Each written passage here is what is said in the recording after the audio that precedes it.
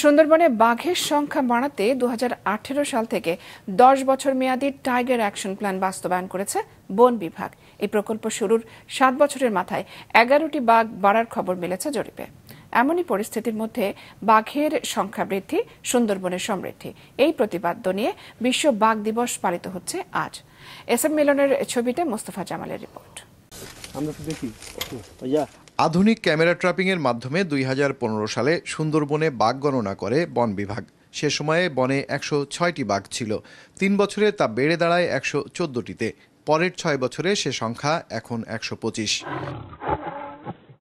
বাঘের সংখ্যা মোটামুটি সন্তোষজনক হলেও এর পাচার ও মৃত্যুর সংখ্যা উদ্বেগজনক। বন বিভাগের তথ্য বলছে, গেল আড়াই দশকে সুন্দরবনে মারা গেছে 62টি বাঘ। এর মধ্যে 21টি বাঘ পিটিয়ে মেরেছে গ্রামবাসী আর 26টি পাচারকারীদের হাতে। এমন বাস্তবতায় বাঘের প্রত্যাশিত সংখ্যা বৃদ্ধি বাধাগ্রস্ত হচ্ছে বলছেন বিশেষজ্ঞরা। আমরা জানি না যে কত বাঘ কিভাবে হত্যা করা হয়, কারণ একটা যদি ধরা পড়ে কিন্তু কতজনকে ধরতে পারেনি সেটা কিন্তু আমি জানি না। মানে এই জায়গাটায় জন্য রাষ্ট্রের যে কাজ করা দরকার সেই কাজটা রাষ্ট্র যথাযথভাবে করছে বলে আমি মনে করি না।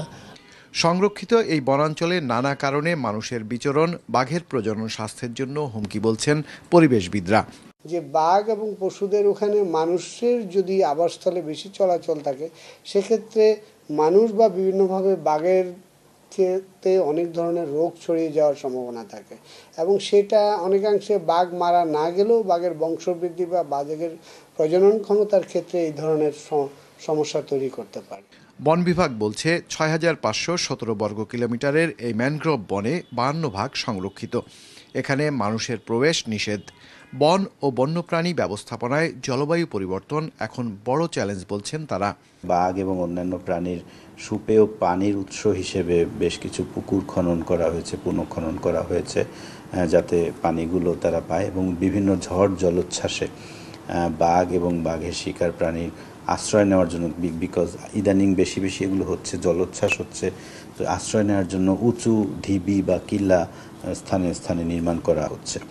টাইগার অ্যাকশন প্ল্যান ও সুন্দরবন সুরক্ষা প্রকল্প বাস্তবায়নের মাধ্যমে আগামী 10 বছরে বাঘের বর্তমান সংখ্যার 25 ভাগ বাড়াতে চায় বন বিভাগ।